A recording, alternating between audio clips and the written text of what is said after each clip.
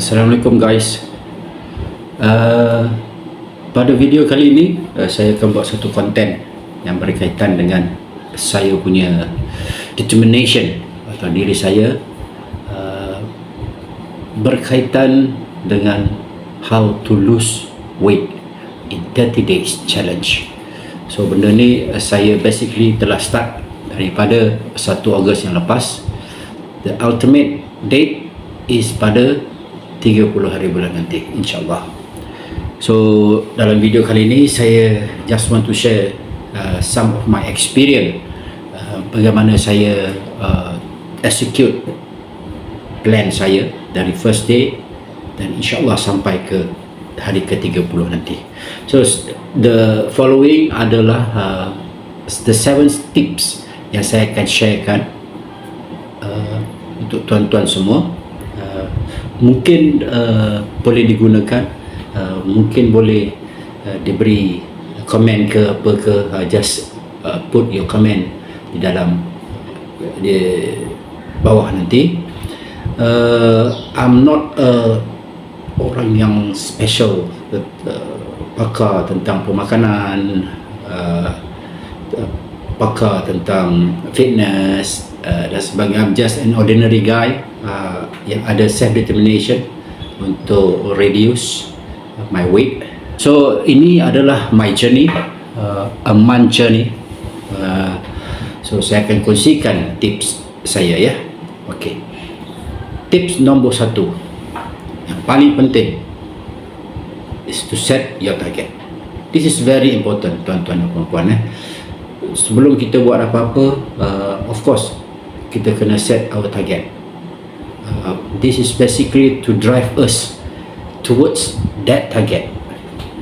Macam mana saya set target saya?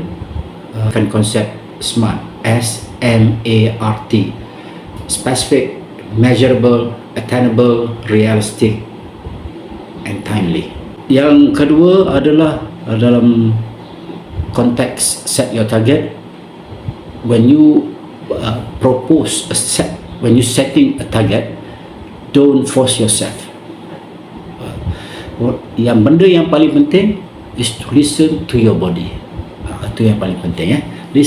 Dan kita pun tidaklah mau menjadi super duper man, just to be healthy, badan pun sedap, ringan, itu je. Jangan bahayakan kesihatan diri sendiri ya. Take it easy, relax, don't force. You need to know apa yang badan tuan-tuan perlukan. Okay. However, when you are setting your target, please don't set too high, don't set too low. Just ngam-ngam di tengah-tengah Dan tengah-tengah tu maksudnya is achievable, realistic. Achievable, attainable and realistic. And once you have set your target, and please within that certain period, timely, don't expect miracle. Itu need to be realistic. Jangan terlalu sangat berharap terlalu tinggi dan aku nak benda ni jadi. Don't do that. You will only stress yourself by doing that.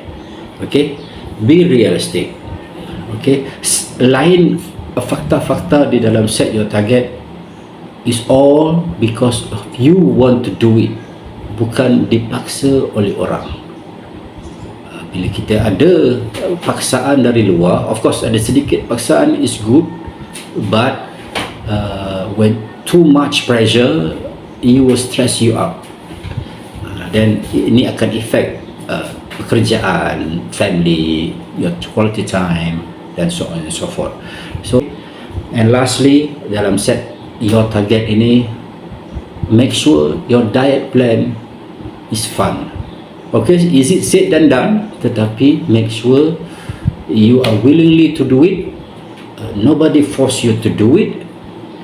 You have target, and along the process, you enjoy it. Tips number 2, tell your family and your friends. Ini juga adalah amat penting. memberitahu mereka ni bukan bermakna untuk canangkan kepada semua, oh saya sedang menjalani diet program whatsoever lah. Tetapi yang paling penting is to get support, especially from your family yang berada di rumah dan juga kawan di pejabat.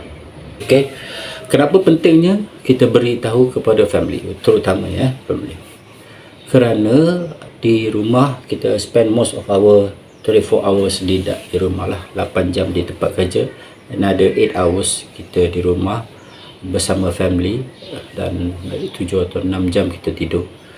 So mereka akan memberi sokongan. Family itu, tidak ada kejayaan yang boleh kita capai melalui usaha sendiri. Kita mesti ada support daripada mereka. And the wife especially, macam wife saya, housewife, she will cook.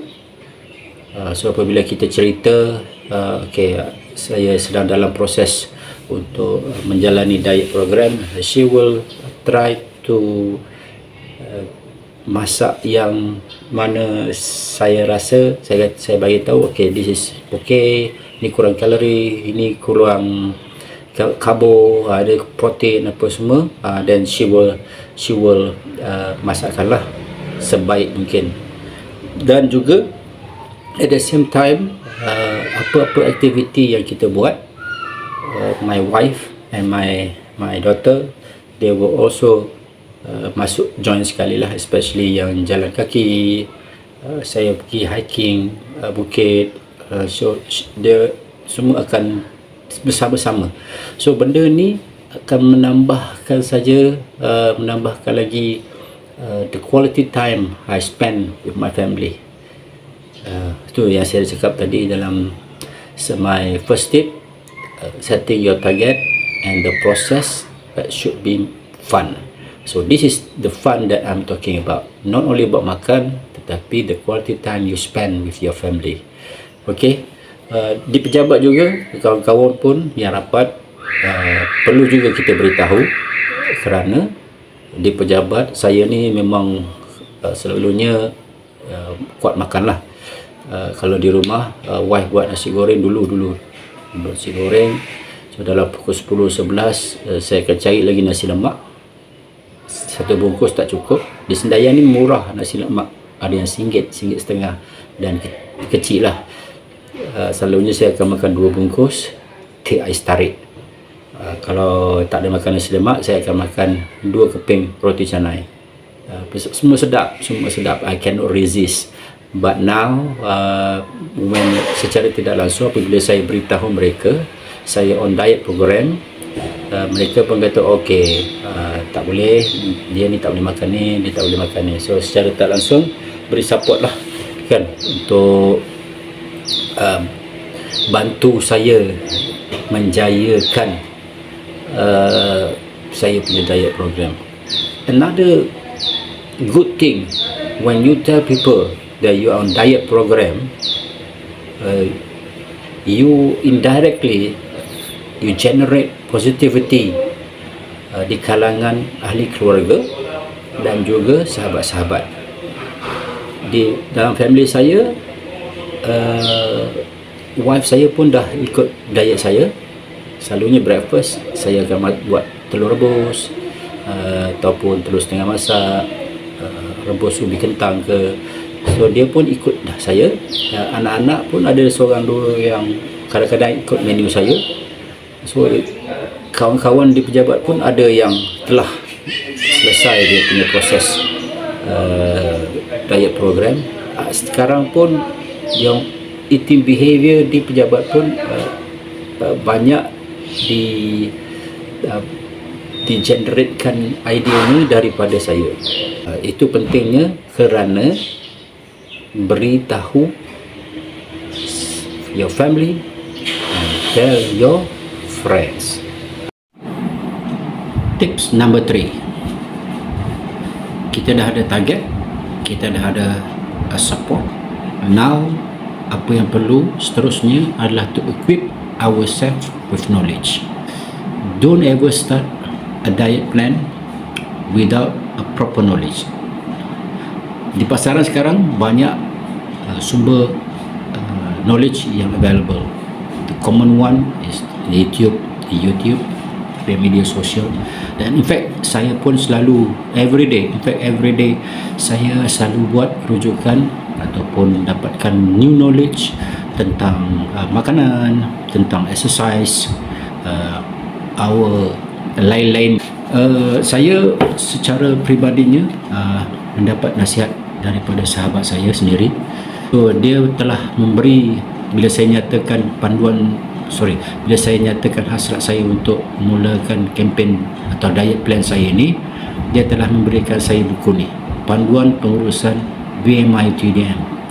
So buku ni adalah menjadi satu bahan rujukan yang amat penting bagi saya sepanjang proses saya untuk buat diet plan ni.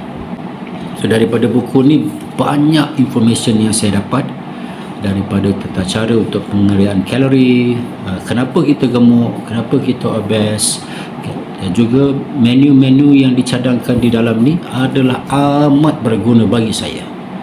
Okay, bila kita dah ada knowledge, then barulah boleh kita plan our own menu. Sebab saya tahu berapa banyak kalori saya boleh makan, berapa kalori saya boleh untuk hari ni, dan juga seterusnya lah. Based on this, plus saya punya nak tengok dalam YouTube channel. Okay, so jika saya tak pasti, saya akan bertanya pada sahabat saya terus. Basically dia macam my personal consultant in diet plan.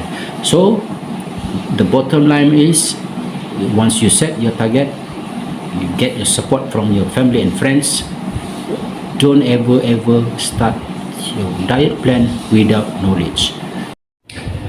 Tips nombor 4, antara steps yang saya akan cerita ni, tadi yang nombor 1, 2, 3 tadi, step ini adalah yang paling susah, because kejayaan atau kegagalan your diet plan depends on this tip number 4.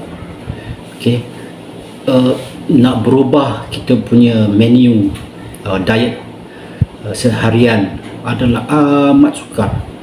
Nak tolak segala godaan untuk makan, segala temptation daripada luar, daripada dalam pun adalah satu perkara yang amat susah, dan saya akui memang susah.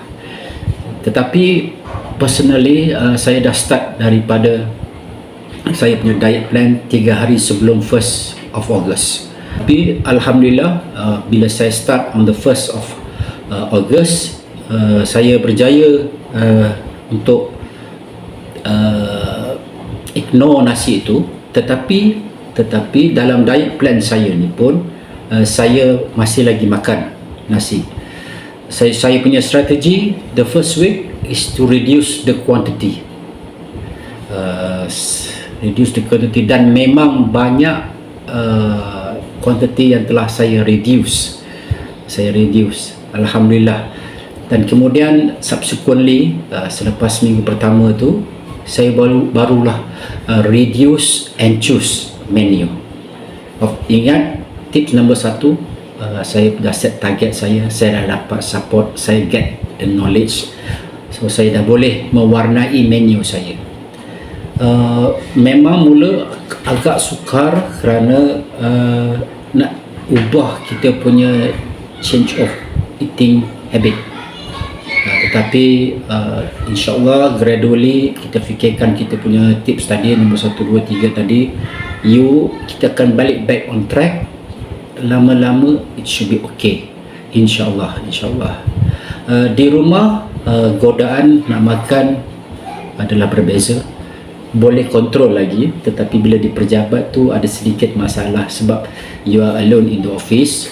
Nak cari makan pun senang, kena ada very strong self drive, barulah boleh untuk laksanakan your diet plan. Remember, I've told you the tips before. Your family support and your friend support is very essential. So this is all about you, the self-discipline and self-control. Tips number 5, add-on. Ini sebenarnya saya lakukan adalah untuk to value add terhadap diet plan saya sendiri. Saya telah masukkan add-on my 20 days push-up challenge, 50 push-up a day. So saya punya push-up challenge ni, it starts from 10 hari bulan sehinggalah 30 hari bulan. Memang susah, tetapi saya just nak bagi seperti mana saya cakap, value add kepada saya punya diet program. Sebenarnya selain daripada diet plan, saya tambahkan push-up challenge ni sebab saya nak build up saya punya muscle, dada sini, my arms, and it is fruitful, berhasil, because I didn't aim high, realistic, capai untuk reduce my weight, know how to count calorie, and then to build up a bit of my muscle. Okay, selain daripada my push-up challenge, saya juga add on many activities outside, outdoor or indoor. Saya pergi ke indoor cycling, saya buat di rumah. Saya juga berkayuh, naik basikal, pusing around this area Sendayan. Saya berjalan solo pun ada, bersama keluarga pun ada, dan juga I went for hiking bersama rakan-rakan sekerja dan juga family saya, wife saya. So nanti saya akan sertakan juga pencapaian saya throughout my diet plan ini. However, this is add-on, saya tidak emphasize sangat, tetapi saya buat ikut kemampuan saya dan masa saya. Especially over the weekend, yes, saya akan extra sikit, tetapi balik pejabat selalunya, balik kerja saya ada relax, tetapi saya akan buat juga ikut kesesuaian, dan tuan-tuan pun juga boleh ikut kesesuaian tuan-tuan, ikut kelapangan masa sesuai. Tips seterusnya adalah self reward. Okay, bunyi macam menarik, tapi remember, kita pun dah ada knowledge. Now it is your plan, your diet program, and then it's up to you, because now you know how to count calorie. So bila dah tahu, ada knowledge, I know how to count your calorie, then you can plan apa yang nak dimakan pada setiap hari. That is the beauty when you get the knowledge. Selalunya saya akan buat, especially during the weekend. Pagi saya akan kayuh, kemudian about 22 kilometers. Kemudian saya akan dapat dalam deficit kalori about 600 to 700 kalori. So breakfast atau lunch, saya akan makan apa yang saya suka. So saya tidak mahu force myself, tie myself with very rigid diet. So sebab saya, this is a long term, this is just a process, first process for me to reduce, and then most probably after the whole 30 days saya akan sambung lagi. So saya tidak mahu tu mengejut saya punya diet plan. So saya akan reward myself during the weekend, kan, as long it tidak melebihi kilokalori per day yang ditetapkan. Kemudian another self reward pada saya is this Oppo band. Okay, to me it is very essential, because dia akan monitor amount calories yang saya buat pada hari tersebut, satu. Kemudian dia akan kira time saya tidur, how many hours, how many deep sleep, light sleep, how many times I awake, and this is very very useful, very very useful. Saya punya apa, murah tetapi amat berguna bagi saya, self reward ni. These two are the rewards that I plan for myself. Seterusnya, tips last one is to monitor changes. This is the last part of the whole journey of your diet plan. Okay, this is kita nak tengok sama ada kita on the right track atau tidak. Okay, saya proses ini saya akan tengok, saya ambil timbang berat badan saya the first day, every 1 week, every week sehinggalah end of my journey. Okay, selain daripada kita tengok berat badan kita, kita juga akan tengok physically how the whole diet plan plus your add-ons akan merubah shape of your body. Dan secara jujurnya dia telah memberi sedikit impact kepada saya punya muscle dan juga badan saya lah. Kalau dulu ada sedikit buncit, now ada flat sikit. So, saya punya muscle di sini pun ada kembang sikit, di sini pun ada juga, alhamdulillah. Okay, just to conquer, you can ask your family, tengok apa yang physically berubah di dengan kita. Selalunya the wife knows well, so she will tell you apa dia yang berubah, apa yang tak berubah, kan. So tengok kalau ada apa perubahan yang berlaku.